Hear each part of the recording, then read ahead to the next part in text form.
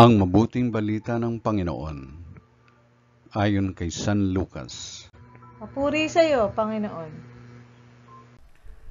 Noong panahong iyon, sinabi ni Jesus sa kanyang mga alagad, "Maging handa kayo at sindihan ang inyong mga ilawan. Tumulad kayo sa mga taong naghihintay sa pag-uwi ng kanilang Panginoon mula sa kasalan, para pagdating niya ay mabuksan agad ang pinto. Mapalad ang mga alipin na abutang nagbabantay pagdating ng kanilang Panginoon. Sinasabi ko sa inyo, maghahanda siya. Padudulugin sila sa hapag at maglilingkod sa kanila.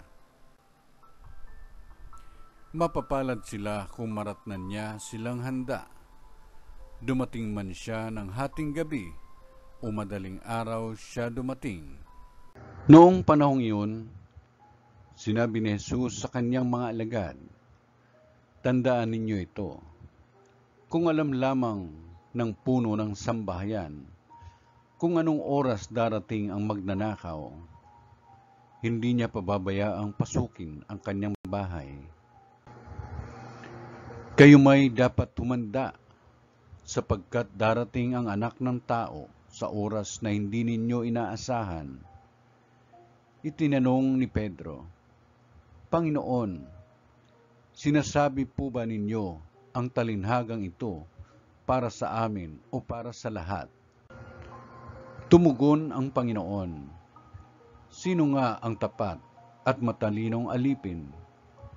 Hindi ba siya ang pamamahalain ng kanyang Panginoon sa sambahayan ito, upang magbigay sa ibang mga alipin ng kanilang pagkain sa karampatang panahon? Mapalad ang aliping iyon kapag dinatnan siyang gumagawa ng gayong pagbabalik ng kanyang Panginoon.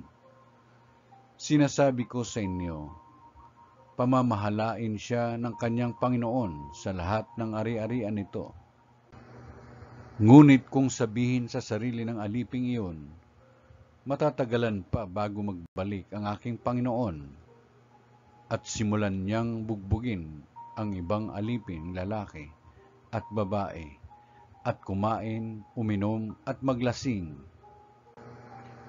darating ang Panginoon ng aliping yaon sa araw na hindi niya inaasahan at sa oras na hindi niya alam. Buong higpit na parurusahan siya ng Panginoon at isasama sa mga di tapat. At ang aliping nakaaalam ng kalooban ng kanyang Panginoon, ngunit hindi naghanda ni sumunod sa kalooban nito, ay tatanggap ng mabigat na parusa.